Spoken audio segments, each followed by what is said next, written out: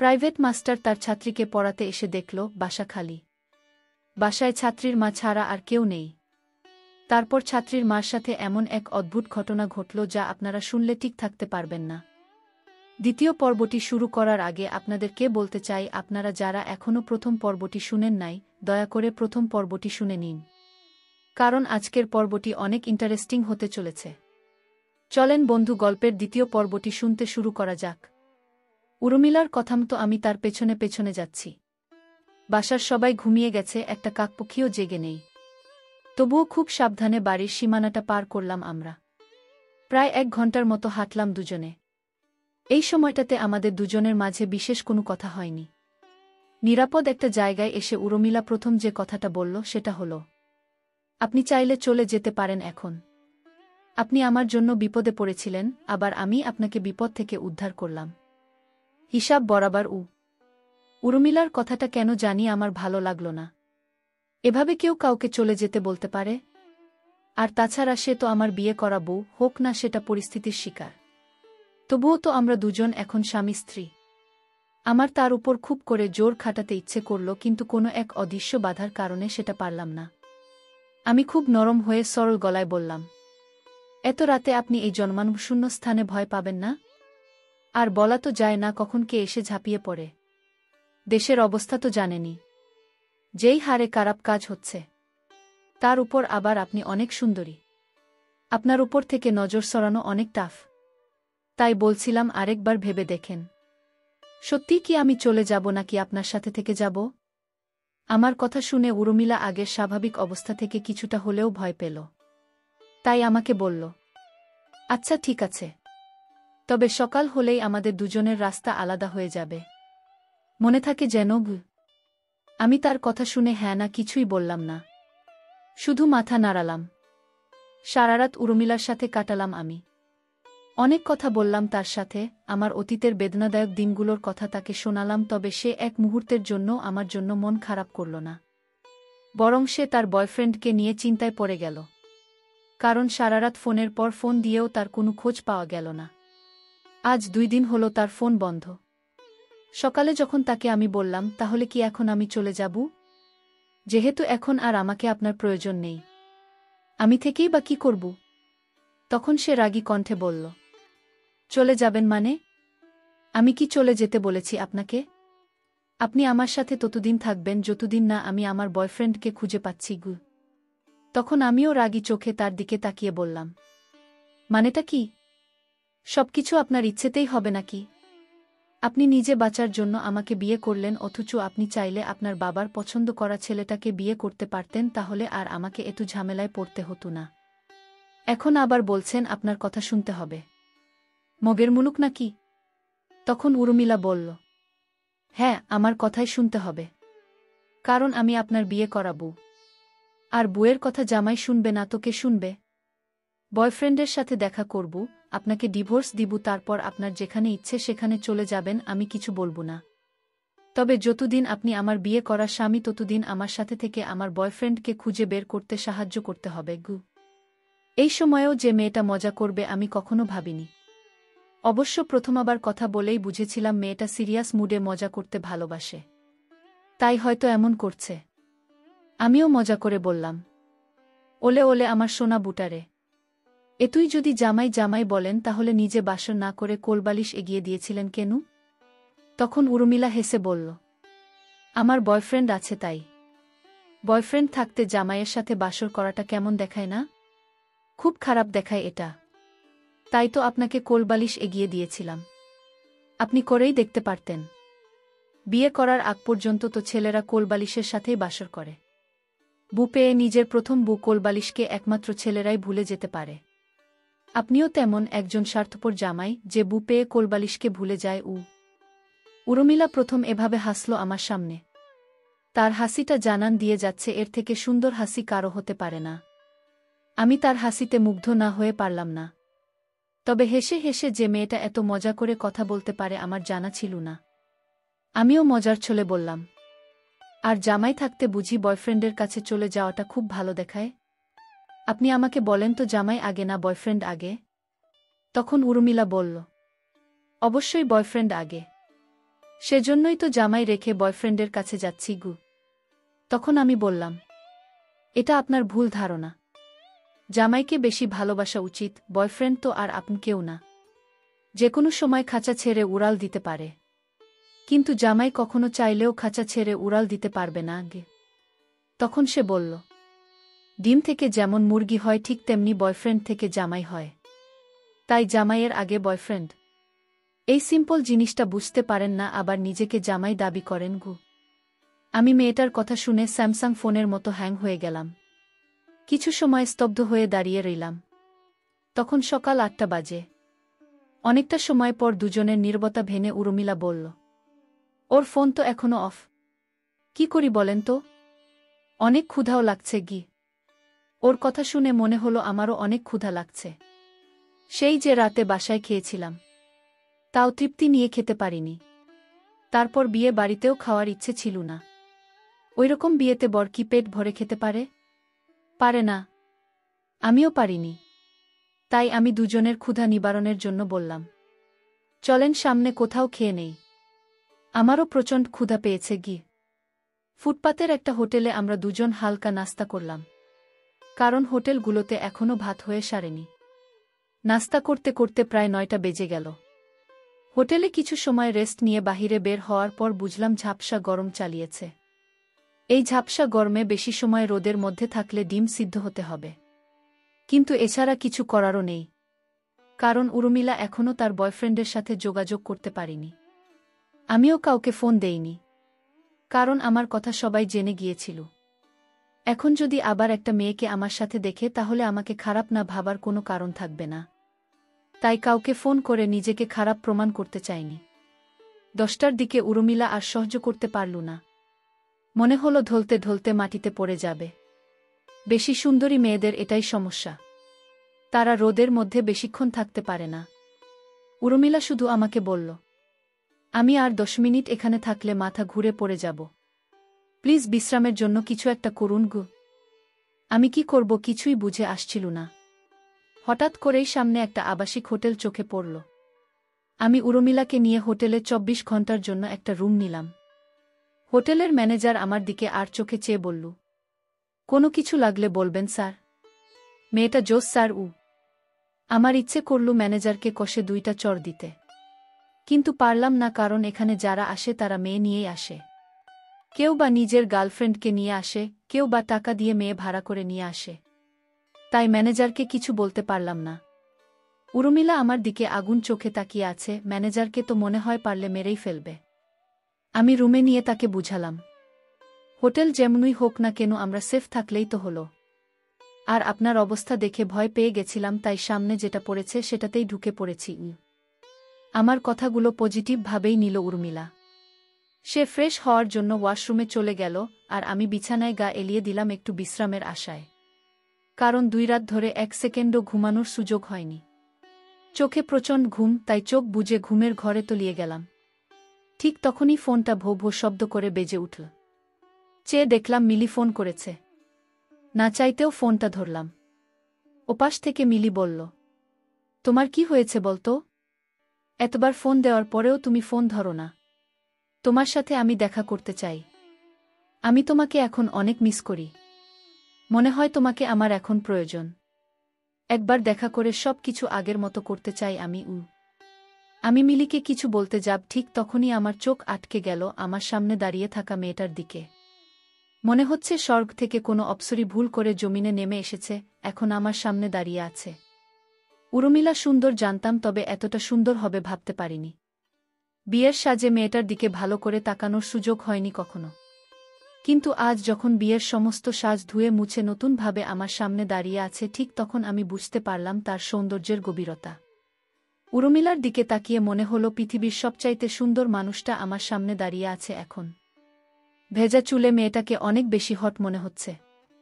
মিলি ওই দিক থেকে সমানে চিল্লিয়ে যাচ্ছে, কিন্তু আমার কানে মিলির আওয়াজ খুব একটা গুরুত্ব পাচ্ছে না। আমার চোখ গুরুত্ব দিচ্ছে উর্মিলার হট দৃশ্যটাকে। মিলি যখন বারবার বলছিল, কি হলো তুমি কথা বলছো না কেন? আমি কি বলেছি শুনতে পাওনি? তখন আমার কি হলো জানি না, নিজের অজান্তেই মিলিকে বলে ফেললাম, আমি বিয়ে করেছি, আমার বউ আছে। এখন রাখি, বাই। আমার কথা শুনে মনে হলো উর্মিলা আমার দিকে এগিয়ে আসছে। আবার মনে হলো ধুর, আমি তার দিকে এগিয়ে যাচ্ছি। আবার মনে হলো না, সেই আমার দিকে আসছে। আমি তার দিকে যাচ্ছি নাকি সে আমার দিকে আসছে কিছুই বুঝতে পারলাম না। উর্মিলা আমার দিকে এগিয়ে এসে বলল, কি হয়েছে বলুন তো? আর এভাবেই বা তাকিয়ে আছেন কেন? তার মানে মিলিকে বলা কথাগুলো উর্মিলা শুনতে পায়নি। তাই আমিও ওই প্রসঙ্গটা এড়িয়ে যাওয়ার জন্য বললাম, কিছু হয়নি তো। আপনার দিকে তাকানো যাবে না এরকম কোনো রুলস আছে নাকি? থাকলে বলতে পারেন, আমি মেনে চলব। আমার এরকম টেরা কথা শুনে যে উর্মিলা খুব একটা খুশি হতে পারল না সেটা বুঝলাম আমি। সে কিছুটা মন খারাপ করে বলল, এমনিতেই আমার বয়ফ্রেন্ডের চিন্তায় মন সবসময় খারাপ থাকে, তার উপর আবার আপনার এরকম কথা। আপনি একটু ভালোভাবে কথা বলতে পারেন না? আমি না হয় ডিপ্রেশনে আছি তাই এমন ব্যবহার করি আপনার সাথে, কিন্তু আপনি কেন আমার সাথে এমন করেন? আমি উর্মিলার কথার প্রতি উত্তরে বললাম, আমি ভাই সবসময় ডিপ্রেশনে থাকি। আমি ডিপ্রেশন থেকে দূরে থাকতে চাইলেও ডিপ্রেশন আমাকে ছাড়ে না। আপনার পেছনে এমনিতেই অনেক টাকা খরচ হয়ে গেছে আমার। আর সম্ভব না। আমরা দুজন দুজনের রাস্তায় চলে গেলেই বেটার হবে। কেউ কারো যেহেতু প্রয়োজনে আসার কোনো সম্ভাবনা নেই, আলাদা হয়ে যাওয়াই ভালো। আমার জীবনটা আপনার মতো এত সুখের না, এত বিলাসিতার না। আমার অতীত শুনে হয়তো আপনার হাসি পেয়েছে, তবে আমি জানি আমার অতীত কতটা কষ্টের। তখন উর্মিলা বলল, প্রয়োজন নেই মানে? আমি একটা মেয়ে হয়ে কিভাবে এই ব্যস্ত শহরে আমার বয়ফ্রেন্ডকে খুঁজব? ওর ফোন খোলা থাকলে তো কোনো সমস্যাই হতো না। আর আপনাকে তো আমি বলেছি, আপনি যেতে পারবেন না যতক্ষণ না পর্যন্ত আমার বয়ফ্রেন্ডের সাথে আমার দেখা হচ্ছে। আর টাকার কথা বলছেন? সব টাকা দিয়ে দিব আপনাকে। আমি বাসা থেকে বের হওয়ার সময় অনেক দামি দামি জিনিস ব্যাগের ভিতর নিয়ে এসেছি। এগুলো বিক্রি করলে অনেক টাকা পাওয়া যাবে। আপনি হিসাব করে রাখেন, সব দিয়ে দিব আমি। আমি কিছু বললাম না। দেখতে দেখতে ২৪ ঘন্টা পার হয়ে গেল, বাট অবস্থার কোনো পরিবর্তন হলো না। বাধ্য হয়ে আমাদেরকে একটা বাসা নিতে হবে। মেয়েটা কাবিন নামা সাথে করে নিয়ে এসেছিল। সে হয়তো জানত এমন কিছু হবে, এটার দরকার হতে পারে, তাই ব্যাগে ভরে নিয়ে এসেছিল। আর সেটার কারণেই ঢাকা শহরের বুকে একটা বাসা ভাড়া পেলাম দুজন।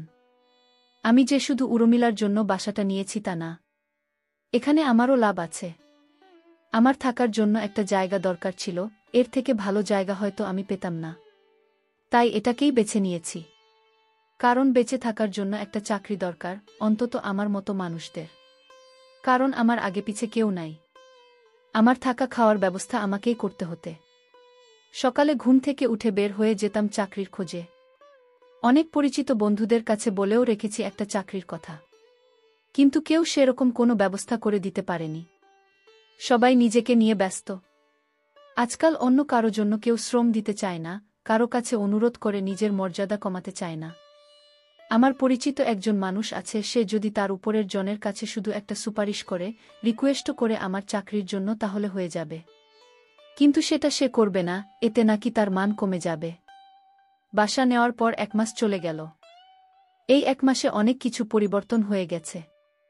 আপন মানুষগুলো পর হয়ে গিয়েছে, পর মানুষগুলো হয়তো কিছুটা হলেও আপন হয়েছে।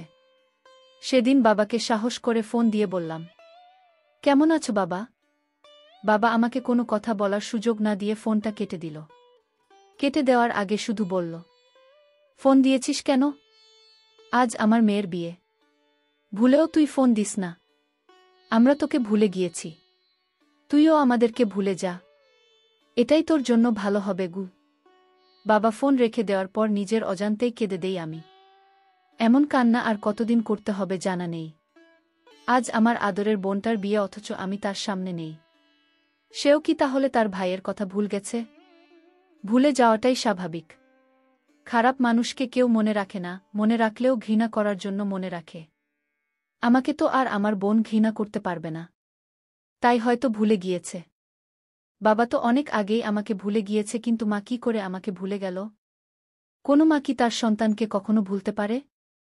আমার মা কিভাবে পারল? এসব কথা মনে হতেই কান্নাটা আরও বেড়ে যায়। আজ আমার কান্না করার দিন, আজ আমার দুঃখের দিন, আজ আমার একা হয়ে যাওয়ার দিন। আমার কান্না থামানোর কেউ নেই, আমার চোখের পানি মুছে দেওয়ার কেউ নাই। উর্মিলা কি আমার চোখের পানি মুছে দিতে পারে না? এই 1 মাসে তো সে আমার অনেক কাছে এসেছে। আমাকে নিজ হাতে রান্না করে খাইয়েছে।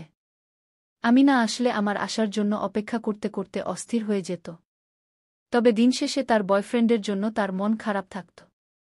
তারপরেও তার সাথে আমার সম্পর্কটার অনেক উন্নতি হয়েছে। সত্যি বলতে আমার ভালো থাকার জন্য একজন মানুষ প্রয়োজন। হোক সেটা ভালোবাসার মানুষ কিংবা ভালো লাগার মানুষ। এই পৃথিবীতে একা একা ভালো থাকা যায় না। ভালো থাকার জন্য কাউকে দরকার। কিন্তু আমার তো ভালো থাকার জন্য কেউ নেই। তাহলে আমি ভালো থাকব কিভাবে? এত কিছুর পরেও অন্য 28টা মানুষের মতো আমারও যে একটু ভালো থাকতে ইচ্ছে করে। আবার মনে হয় এই পৃথিবীতে সব মানুষের ভালো থাকা হয় না। কিছু মানুষ অকারণেই খারাপ থাকে। আমি হয়তো সেই খারাপ থাকা মানুষগুলোর মাঝে একজন। হঠাৎ করে লক্ষ্য করলাম আমার পেছনে উর্মিলা দাঁড়িয়ে আছে। আমি চোখের পানিটা মুছে তার দিকে তাকাতেই সে একটা হাসি দিল। মনে হলো এই হাসিটার জন্য আমার খারাপ থাকাটা চলে গেলেও খুব বেশি অবাক হব না। আমি তার হাসিটা মুগ্ধ হয়ে দেখতে থাকি। আমার মুগ্ধতার চোখকে ফাঁকি দিয়ে সে দৌড়ে এসে আমাকে জড়িয়ে ধরে। তাহলে সে তার সিদ্ধান্ত বদলিয়েছে? বয়ফ্রেন্ডকে না পেয়ে পরিস্থিতির শিকার হয়ে যাকে বিয়ে করেছে তাকেই ভালোবাসতে শুরু করেছে? এমন হলে খারাপ হয় না। আমার ভালো থাকার জন্য একজন মানুষ আমি পেয়ে গেছি। তার জড়িয়ে ধরাতে কেমন যেন ভিতরটাতে খুব ভূমিকম্প সৃষ্টি হল। আমিও যখন তাকে 2 হাতে জড়িয়ে ধরার জন্য হাত বাড়িয়ে দিলাম ঠিক তখনই সে আমার থেকে নিজেকে ছাড়িয়ে নিয়ে কিছুটা পেছন দিকে সরে গেল। তারপর বলল, জানেন আজ আমি অনেক খুশি। হয়তো পৃথিবীর সবথেকে সুখী মানুষটাও আমি। ওর সাথে কথা হয়েছে আমার। 1 সপ্তাহ পরেই আমাদের দেখা হচ্ছে। ওর ফোনটা হারিয়ে গিয়েছিল যার কারণে আমার সাথে যোগাযোগ করতে পারেনি। ছিনতাইকারীরা টাকা পয়সা, মোবাইল সব ওর কাছ থেকে নিয়ে গেছে। এসব নিয়ে যাওয়ার সময় ওকে আহত করেছিল। যার কারণে ও এতদিন হাসপাতালে ছিল। আমার সাথে যোগাযোগ করতে পারেনি। আমি জানতাম আমার ভালোবাসার মানুষটা আমার সাথে এমনটা করতে পারে না। ওর প্রতি আমার অনেক বিশ্বাস ছিল, আজ সেটা সত্য হয়েছে। আর কেউ না জানুক আমি তো জানি ও আমাকে কতটা ভালোবাসে। 1 সপ্তাহ পর আপনি চলে যেতে পারবেন। তবে চলে যাওয়ার আগে ওর সাথে আপনাকে দেখা করাতে চাই। আপনি আমার জন্য অনেক করেছেন। আপনার প্রতি আমি সারা জীবন কৃতজ্ঞ থাকব। উর্মিলার কথা শুনে খুব খারাপ লাগল।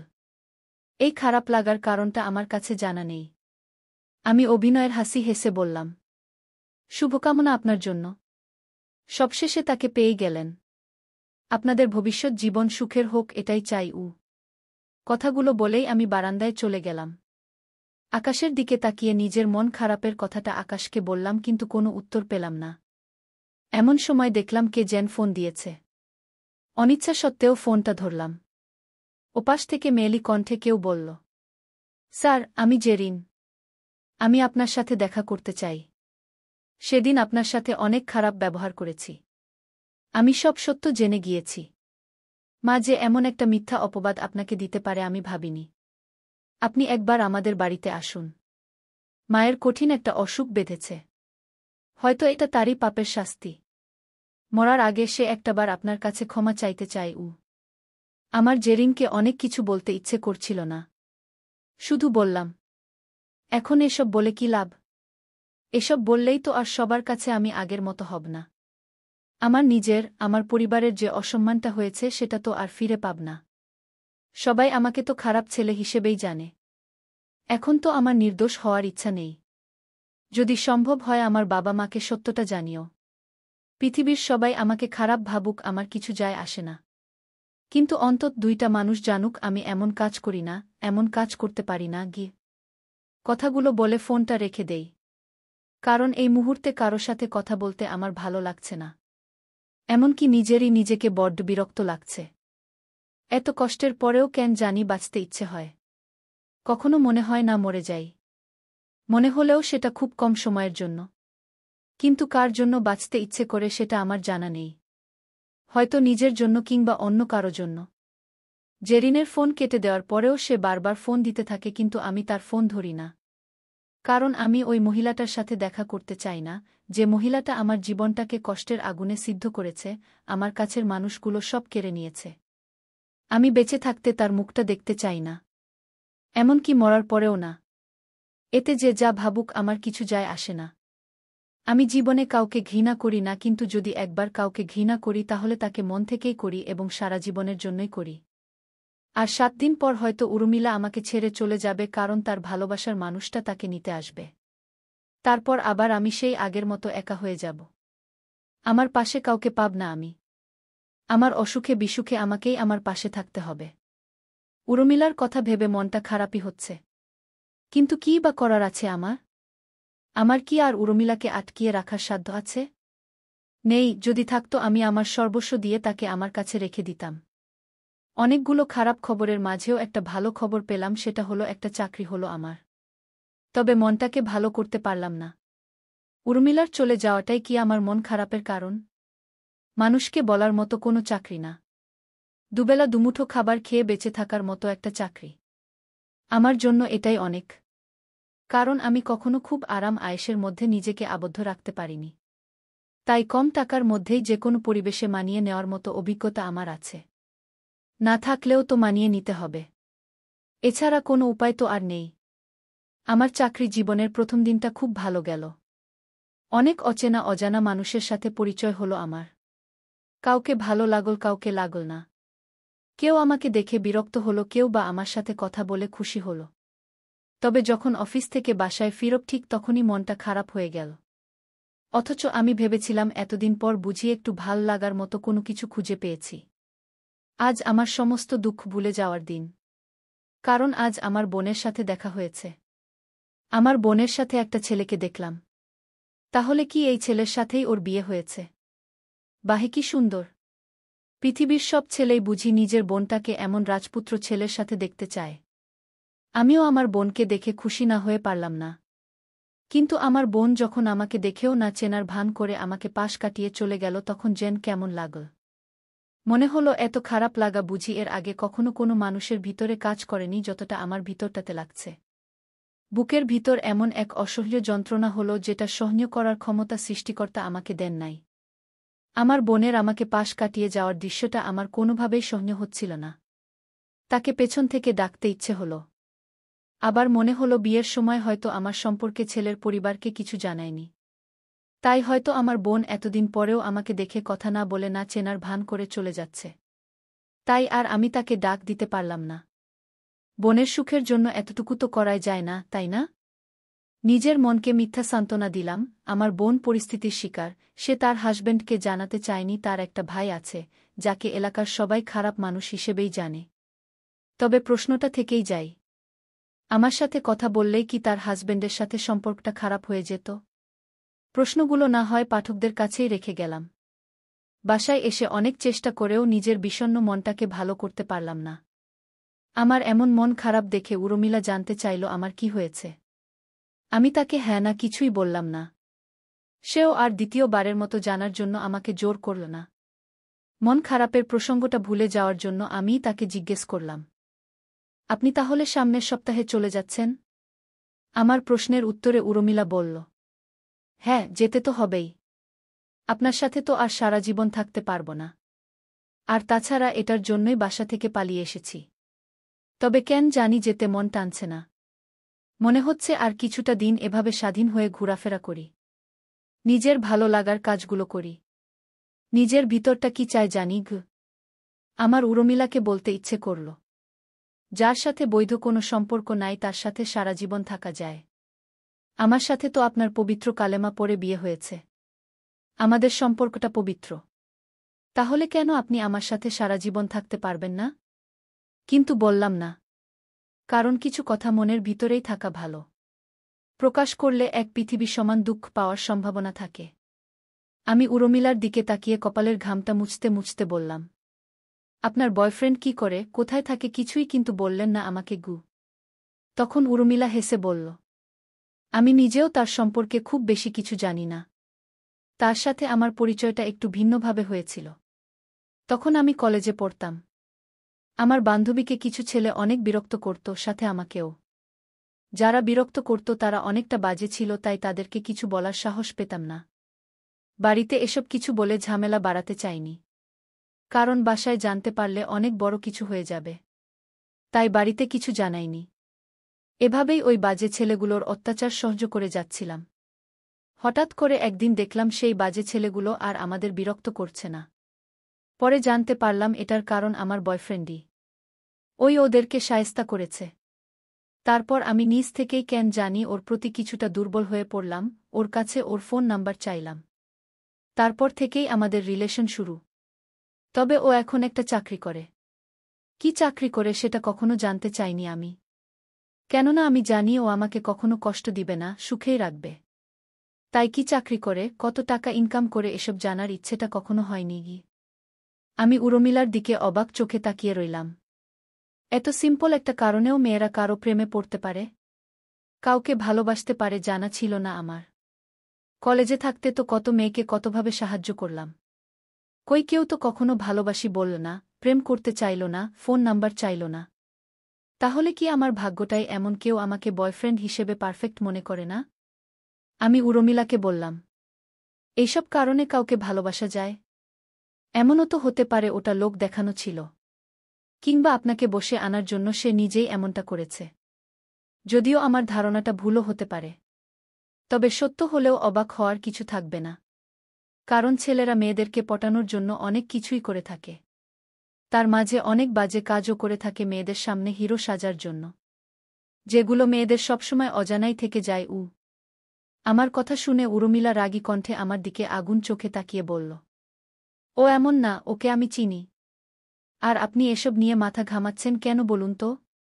প্রেমে ট্রেমে পড়লেন নাকি? আর যাই করেন না কেন আমার প্রেমে পড়েন না, তাহলে আপনাকে দুঃখের সাগরে ভাসতে হবে। আপনাকে নিয়ে আমার ভয় হচ্ছে। কবে জানি আবার সত্যি সত্যি আমাকে নিজের বউ দাবি করে বসেন গু। উর্মিলার মুখ থেকে এরকম তিতা কথা শুনতে হবে কখনো ভাবিনি। তার কথাগুলো শুনে কেন জানি নিজেকে অনেক তুচ্ছ মনে হল। আমি নিচের দিকে মাথা দিয়ে চুপ করে দাঁড়িয়ে রইলাম।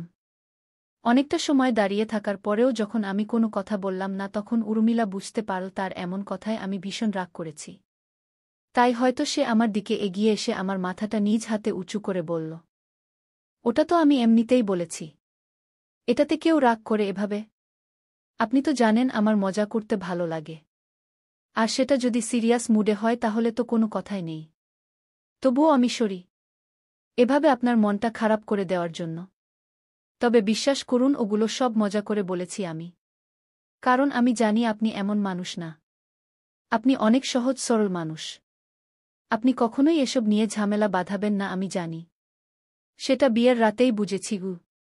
উর্মিলার এরকম নীরব আত্মসমর্পণে আমি কিছুটা অবাক হলাম। এই মেয়েও যে এভাবে কারো সামান্য অভিমান ভাঙানোর জন্য নিজেকে এভাবে নিজের কাছে আত্মসমর্পণ করে দিবে, এটা বোঝা যায় না। আমাকে চুপ থাকতে দেখে উর্মিলা আমার গালে হাত রেখে বলল, এই যে মিস্টার গোমরামুখ, কি হয়েছে আপনার বলুন তো? আমি তো সরি বললাম, তারপরেও আমার উপর রাগ করে আছেন? আচ্ছা বলেন, আমি কি করলে আপনার রাগ কমবে? আপনি একটু হাসবেন। আমি না চাইতেও আমার মুখে হাসির চিহ্ন ফুটে উঠল। কেউ একজন এতটা দিন পর এভাবে আমার অভিমান ভাঙাবে এটা ভাবিনি আমি। মাঝে মাঝে মনে হতো কত শত অভিমান জমা হয়ে গেছে, এই জমে থাকা অভিমানগুলো ভাঙানোর জন্য হলেও একজন তুমি প্রয়োজন। কিন্তু আজ সেই একজন তুমি ছাড়াই কেউ আমার অভিমান ভাঙাল। এটা যেন মেঘ না চাইতেই বৃষ্টি হওয়ার মতো। আমি যখন আমার ভাবনার সপ্তম মহাকাশে বিরাজ করছিলাম, ঠিক তখন উর্মিলার কথায় নিজেকে বাস্তবে প্রতিস্থাপন করি আমি। উর্মিলা আমার চোখের দিকে তাকিয়ে বলল, আমার ২০ বছরের জীবনে প্রথমবার কারো অভিমান ভাঙালাম আমি। আমি এভাবে আমার বয়ফ্রেন্ডের অভিমানও কখনো ভাঙাইনি। কিন্তু আপনাকে এমন অবস্থায় দেখতে ইচ্ছে করছিল না আমার। কেন এমন হচ্ছিল সেটাও জানি না। কাল দিন পর আমার বয়ফ্রেন্ডের সাথে দেখা করতে যেতে হবে। আপনাকেও সাথে যেতে হবে। ওকে এই বাসাতে আসতে বলেছিলাম, বাট ও আসবে না। তাই রেস্টুরেন্টে যেতে হবে গি। আমি উর্মিলার এমন কথা শুনে বললাম, আপনি আপনার বয়ফ্রেন্ডের সাথে দেখা করতে যাবেন? আমাকে কেন যেতে হবে? আপনাদের মধুর মিলনের মাঝে আমি শুধু শুধু দর্শক হতে চাই না গি। তখন উর্মিলা ধমকের সুরে বলল, যেতে হবে আপনাকে, দরকার আছে গি। তার কথার প্রতি উত্তরে তাকে বলতে চাইলাম, কে আপনি?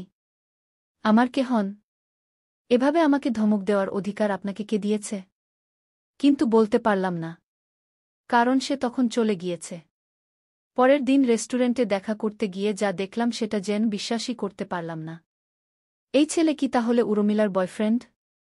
আমি তো এই ছেলেটাকে চিনি। হাইস্কুল জীবনে ৫টা বছর একসাথে পড়েছি। আজ প্রায় ৭ বছর পরে তাকে দেখলাম আমি। তবে এতদিন পরে দেখলেও চিনতে কোনো কষ্ট হয়নি। সে কি আমার অতীতের বদনামগুলোর কথা জানে? তাহলে কি আবার আমি এই দুজনের মানুষের কাছে খারাপ মানুষ হিসেবে নতুন করে পরিচিত হব? নাকি এতদিন পর আমাকে আমার বন্ধুটা চিনতেই পারবে না? আজকের মতো দ্বিতীয় পর্বটি এখানেই শেষ করলাম। দ্বিতীয় পর্বটি শুনে যদি ভালো লাগে তাহলে চ্যানেলটি সাবস্ক্রাইব করে পাশে থাকুন যাতে তৃতীয় পর্বটি শুনতে পাবেন। তৃতীয় পর্বটি খুব শীঘ্রই দেওয়া হবে। অতক্ষণ গল্পটি শোনার জন্য আপনাকে অসংখ্য ধন্যবাদ।